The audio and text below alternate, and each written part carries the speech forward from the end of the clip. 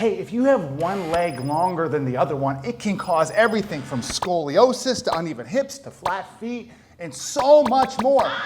So I'm gonna show you how to test your partner's leg length to see if it's longer than the other from the factory. So what you're gonna do is start with this bump, have them lay on their back. You're gonna find this bump in the front of the hip here. It's the ASIS, the biggest bump. And you're gonna use a tape measure on this or a flexible rope. And then what you're gonna do in centimeters, from that bump, you're gonna stretch it all the way out to the biggest bump on the inside of the ankle. So on this one, that is gonna be 78. You're gonna take it off, you're gonna do it again.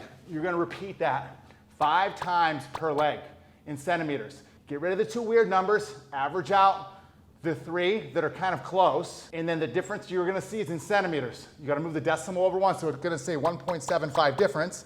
That means that's gonna be a 17.5 millimeter difference. 0 to 5 difference is considered normal. 5 to 20 is moderate, and then over 20 is severe. So measure that leg length and let me know in the comments what you find. Only you can.